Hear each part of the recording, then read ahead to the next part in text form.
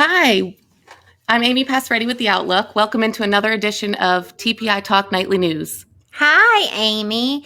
I'm Santana Wood, managing editor. Nice to see y'all. Amy is co-hosting with me tonight as a guest co-host. So I'm Yep. excited to have you, Amy. How are you Thanks. doing? I'm good. I'm good. Things are going well. Yeah. How about you? Good. It was a good weekend. I did some social distancing with my mom. I was actually really impressed at the self-control she had to stay away from me. So it was Well, good. that's good. I got to see my parents too. It was a nice weekend with family, so Good. that's good. Yeah. So, as always, we're here for another night of the latest updates and news around the area.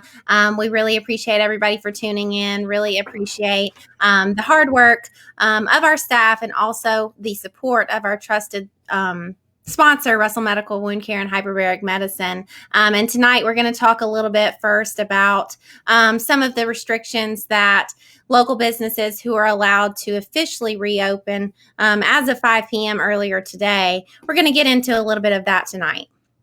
Yeah, the biggest thing I think we want to stress is that not everything can reopen or not everything has been allowed to reopen. So this does not mean business as usual. We are slowly working into reopening the economy and trying to get things back to normal, but it doesn't mean it's time to slack off. We still want to practice social distancing. There's still restrictions in place for retail and restaurants to be at only 50% capacity, still wear your masks, all that type of stuff. Yeah, and I think something really important for patrons to remember is that, you need to be a little bit patient with these businesses who are reopening.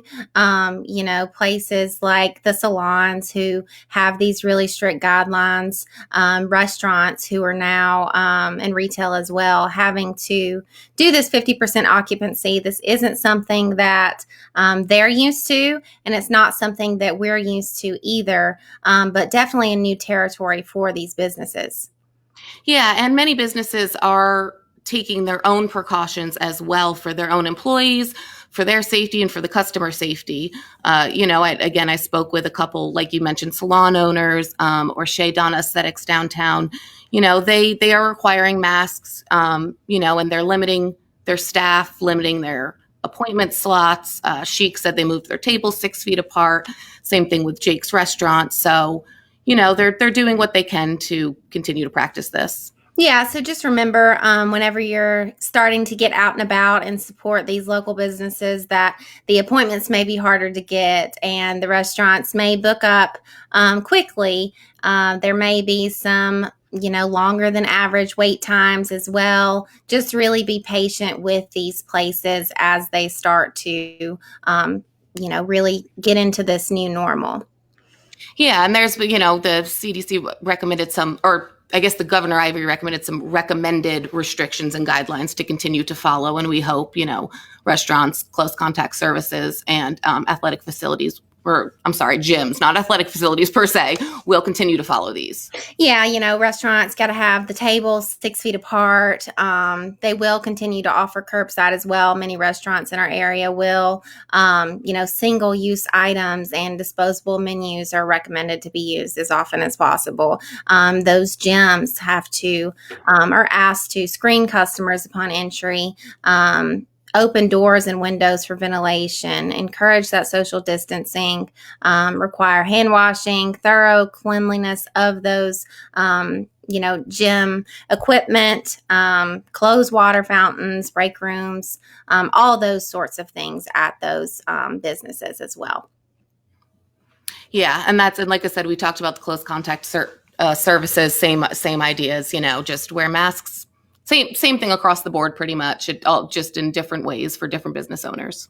Yeah, but we are excited for those to be able to get back open, but definitely be patient with the businesses as well. Yeah. We do want to give y'all an update tonight on the latest coronavirus case numbers. As of 6:30 p.m. tonight, there are now over 10,000 cases in the state that have been reported at 10,164 statewide. And that's an increase of 789 since Friday night, our last show. Also, 403 reported deaths. That's an increase of 20 since Friday. 129, 444 people tested since March 13th as well. Yeah, and that's kind of an alarming number. I know that's been a pretty big jump since Friday night when we last reported on the show, at least. But locally, we still see some increases as well. Tallapoosa County has 328 confirmed positive cases of coronavirus, and that's an increase of 13. And they are now at 42 deaths, which is an increase of 1. Elmer County has 152 reported cases, which is an increase of 22, but they still have 4 deaths. Right. So, pretty big increase from Elmore County, at least. One of the larger increases that Elmore County has seen. Coosa County actually saw its first increase in about a week as well. Yeah, and they still only have the 1 death, but so. Yeah, so 33 confirmed cases in Coosa County. Still that 1 death, but that's an increase of 2 cases since our last show in Coosa County. So wanted to give y'all an update on that. We are going to cut to a quick break, hear from our sponsor, Russell Medical Wound Care and Hyperbaric Medicine, and we will be right back. Sounds good. At Russell Medical Wound Care and Hyperbaric Medicine, we want you to know we're open. We take COVID-19 seriously and have put precautions in place for the safety and health of our patients. Don't delay treatment. Wound duration lasting more than 30 days is less likely to heal naturally. We treat all types of wounds, cuts, and burns, so intervene early. Wound care is critical. Call us today.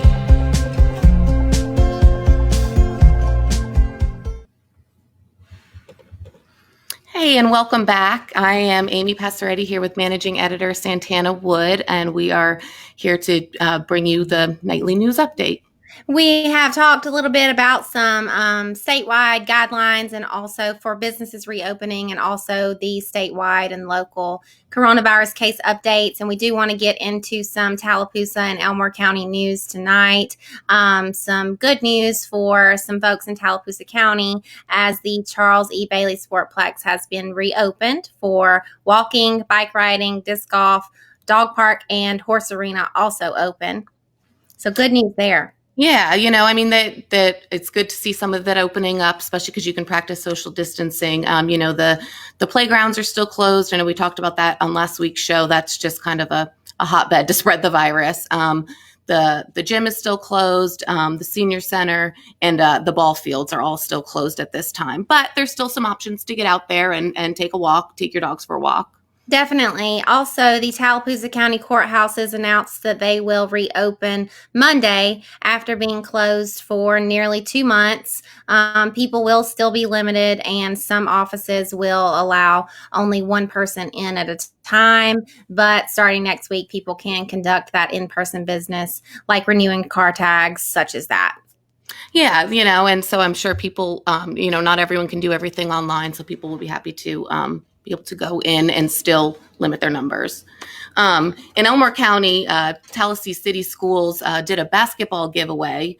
The Tallahassee High School basketball coach, Kevin Mixon, gave away 200 basketballs today to area students. Yeah, so, he was really passionate about just, the only thing you need to have fun is a basketball. And they actually gave away all 200 basketballs to those students and even had to write down the names of those who were not able to get a ball and ordered some more 200 basketballs for those students that should arrive in the next week. We also got an update from Elmore County Schools as far as their graduation plans.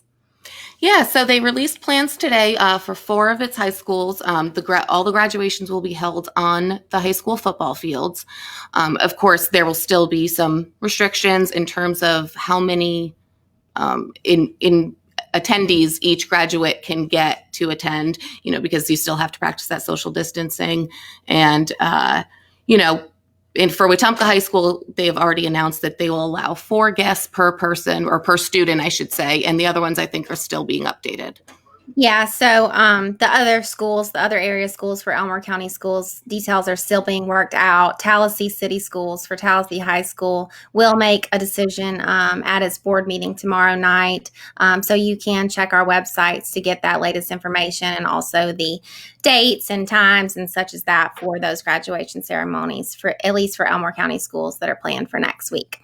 We do want to end on a good note tonight, give y'all a little bit of a feel-good story here in Alexander City. Yeah, so speaking of graduations, it's kind of the perfect way to roll into this, actually. A local lady from Lake Martin, her son graduated from Loyola University in Chicago, and his girlfriend did as well. She wanted to plan, they're staying with them at the lake house. She wanted to plan kind of an at-home graduation ceremony for both of them. They couldn't have a traditional commencement ceremony. So it just dawned on her that the school colors matched that of Benjamin Russell. So she reached out and got in touch with assistant principal Jason Deason, who just, went ahead and gave this big act of kindness. Yeah, so that's really good, to see that they made something work, even though they missed out on that average commencement ceremony, to throw them an at-home graduation ceremony with the help of assistant principal Jason Deason, who paid to have those caps and gowns dry cleaned, share the same colors that Benjamin Russell have. So that was really good to see. I know that, even the local Elmore County schools are not having quite the traditional ceremony. Things are very different. Benjamin Russell as well got a little bit of a different ceremony going on, but good to see some good stories throughout this as these seniors go through this difficult time. Absolutely. And as always, we do really want to thank y'all for tuning in tonight to get the latest updates from us. And we will continue to be here for y'all each night, at least at 7 p.m. To deliver you the latest news, and also be sure to check out our websites and newspapers as well as we work to keep you updated. We really appreciate the support of our sponsor, Russell Medical Wound Care and Hyperbaric Medicine, for all their support. Couldn't do it without them. So we will see y'all tomorrow. Again, I'm Santana Wood, Managing Editor, alongside Amy Passaretti, and we will see you tomorrow. Sounds good. Have a good night.